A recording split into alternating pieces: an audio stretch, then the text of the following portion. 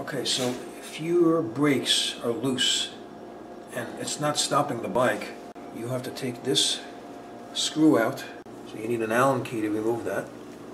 Use this Allen key right here. And there is a bushing that goes over. So I'm going to take this out later because the spring is exposed over here. So basically this comes out. When you take this out, be careful. Just don't put your head in the way because the spring is under pressure. It's going to come out, so just slowly start to remove this. The spring will pop out. And then under here, you're going to see a bolt, a silver bolt. And that bolt, when you actually turn the bolt by hand all the way to the left, you have to push it in and turn it, and then that stops the wheel. Now what happens is, when you press the brake, but you have to, okay, not too hard, okay, here.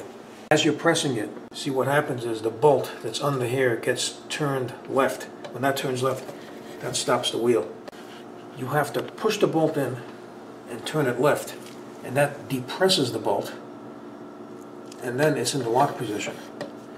And then once you do that, only when the bolt is pressed in and turned, and which means it's depressed inside, then what you do is you have to put the spring in, and then you have to start turning the bolt. But you have to make sure that the bolt that's pressed in that stops this wheel is not turning the way of the screw. So you have to hold it with something, a slide-out screwdriver, to make sure that it doesn't pop out and turn. It has to be depressed. Hold it in. As you're turning this in, make sure that the bolt that's under here is fully pressed in and in the lock position, because you need the leverage to stop the bike. If it's loose and opens up, what's going to happen is this is going to be loose all the way and it's not going to stop the bike. So again, the bolt that's under here has to be pushed in and turned, and that means that the wheel is going to be in the lock position because the bolt is turned left, pushed in and turned again.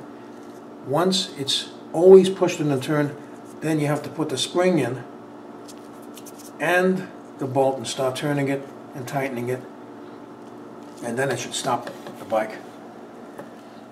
And then if you need to adjust anything, you could loosen this bolt right here. This is a bolt that needs an Allen key. You loosen it and you can always adjust. You can also use the adjuster over here as well, and there's also an adjuster on the handlebar right there. So that's what you do, and that's how you fix a brake on a Jetson Bolt bicycle. So I hope you found this video useful. If you have, please show your support for this channel by subscribing. Feel free to leave comments. Please like this video, and thank you for tuning in.